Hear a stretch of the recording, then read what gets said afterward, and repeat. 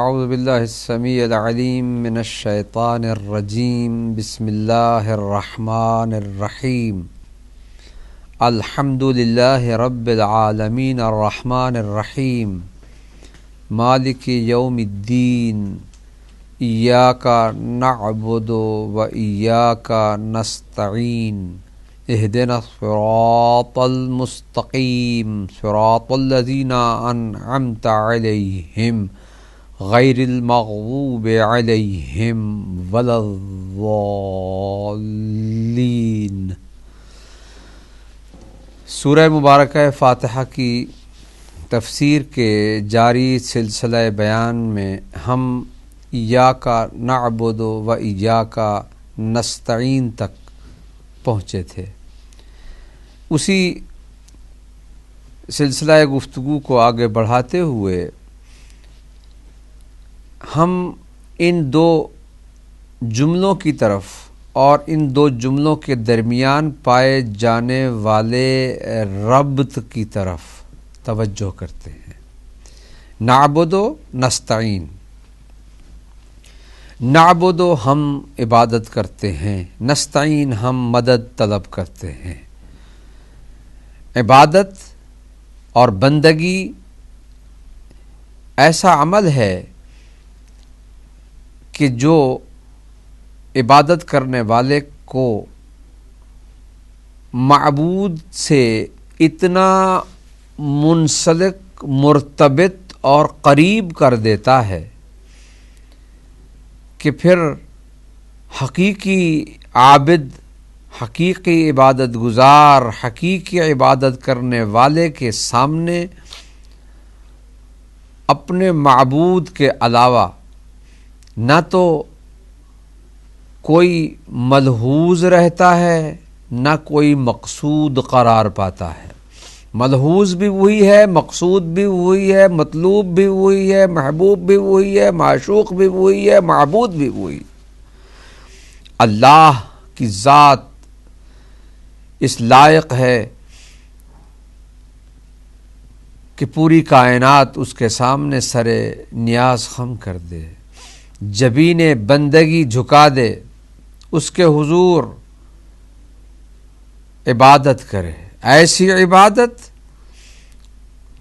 کہ جو اس کا حق ہے ویسی عبادت کی جائے کہ اس کا حق ادا ہو جائے۔ اس کا حق تب ادا ہوگا جب اس کی مرضی کے عین مطابق اس کی عبادت کی جائے۔ یہاں یہ نقطہ عرض کرنا ضروری سمجھتا ہوں کہ عبادت میں اپنی رائے شامل نہیں کر سکتے ہم۔ کوئی شخص، کوئی عبادت گزار اپنی مرضی، اپنی من پسند کسی عمل کو عبادت میں شامل نہیں کر سکتا، نہ تو کسی شے کو شامل کر سکتا ہے، نہ کسی کیفیت عمل کو شامل کر سکتا ہے۔ اس لیے کہ اگر کسی شے کو شامل کرے گا تو وہ شرک کہلائے گی، اور اگر کسی کیفیت عمل کو شامل کرے گا تو وہ بدعت کہلائے گی۔ بدعت کسے کہتے ہیں؟ دین میں وہ شے داخل کرنا جو دین میں نہ ہو، یا دین سے وہ شے باہر نکالنا جو دین میں ہو۔ ادخال ما لیس من الدین فی الدین، دین میں اپنی من پسند شے، مثال کے طور پر اس کی بڑی مثال واضح طور پر یوں دی جا سکتی ہے کہ صبح کی نماز 2 رکعت ہے، نماز ہے نا، رکوع ہے، سجود ہے اور قرأت و تسبیح ہے۔ ہم چاہتے ہیں کہ اللہ کی بارگاہ میں 2 کی بجائے 3 رکعت نماز صبح ادا کریں۔ دل چاہتا ہے ایک دفعہ اور رکوع میں چلے جائیں، ایک دفعہ اور سجدے میں چلے جائیں، ایک دفعہ اور تسبیح و تقدیس کریں۔ اچھا عمل ہے، اضافہ کر دیں، 2 کی بجائے 3 کر لیں، لیکن ہم کر نہیں سکتے، اس لیے کہ اس میں میری پسند شامل ہے۔ خواہ وہ عمل اچھا بھی ہے، لیکن چونکہ دین میں نے اپنی پسند شامل کر لی، داخل کر لی، تو اس عمل کو بدعت کہا جائے گا۔ اور اگر میں نے اللہ کے ساتھ کسی اور کو بھی شامل کر لیا، مثال کے طور پر کسی نبی کو یا نبی اعظم مرسل مکرم حبیب خدا حضرت محمد مصطفیٰ صلی اللہ علیہ وآلہ وسلم کو میں نے شامل کر لیا اور کہا کوئی بات نہیں، وہ بھی تو خدا کے سب سے عظیم بندے ہیں، خدا کی سب سے پیاری مخلوق ہے، اللہ نے کائنات کو ان کے لیے اور ان کے صدقے میں خلق فرمایا ہے، کیوں نہ ہو انہیں بھی شامل کر لوں، تو یہ شرک کہلائے گا۔ مخلصین لہ الدین، اخلاص عمل کا تقاضا یہ ہے کہ میں اللہ کے سوا کسی کو شامل و شریک عبادت قرار نہ دوں، اگر قرار دے دیا تو شرک ہو جائے گا۔ اور اگر میں اس عمل کو جو اللہ نے خود مجھے پیغمبر کے ذریعے تعلیم دیا ہے کہ میری عبادت اس طرح سے کرو،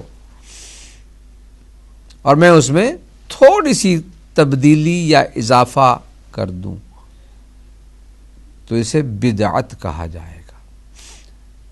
لہذا اللہ کی عبادت خلوص و اخلاص کے ساتھ کرنی چاہیے، اللہ کی عبادت میں کسی کو شریک نہیں کرنا چاہیے، اللہ کی عبادت صرف اس کی رضا کے لیے اور اس کے حکم کے عین مطابق کی جائے۔ اللہ کریم ہے، اللہ عظیم ہے، اللہ رحیم ہے، اللہ غفور ہے، اللہ غنی بھی ہے، بے نیاز ہے، اسے ہماری عبادت کی ضرورت نہیں ہے، ہمیں ضرورت ہے کہ ہم اس کی عبادت کریں اور اسے راضی کریں۔ نعبدو، ہم عبادت کرتے ہیں، نستعینو، ہم مدد طلب کرتے ہیں۔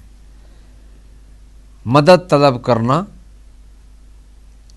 کس کا کام ہوتا ہے؟ کون مدد مانگتا ہے؟ مدد وہ مانگتا ہے جو محتاج ہو، جو حاجت مند ہو، جو نیاز مند ہو، جو ضرورت مند ہو، وہ مدد مانگتا ہے۔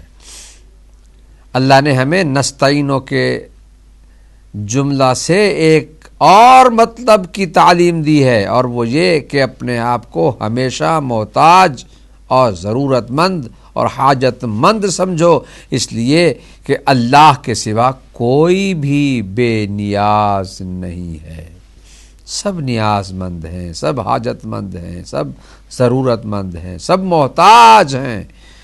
اللہ کے حضور ہمیشہ اظہار عاجزی کیجئے، اس لیے کہ ہم ہر لمحہ اس کے محتاج ہیں۔ کون سا ایسا وقت ہے کہ انسان اللہ سے بے نیاز ہو؟ تصور بھی نہیں ہو سکتا۔ کسی لمحے میں، کسی جگہ میں، کسی مسئلے میں، کسی کام میں ایسا نہیں کہ ہم اللہ سے بے نیاز ہو جائیں۔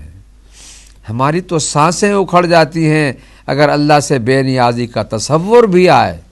اللہ سے بے نیاز کوئی نہیں ہو سکتا ہے، اللہ کے محتاج ہیں، اس لیے ہم اس سے مدد مانگتے ہیں۔ مدد، نستعینو، عون، معاونت، مدد طلب کرتے ہیں۔ اے پروردگار مدد کر، اے پروردگار ہماری معاونت، ہماری نصرت، ہمیں ہماری حاجتیں عطا فرما۔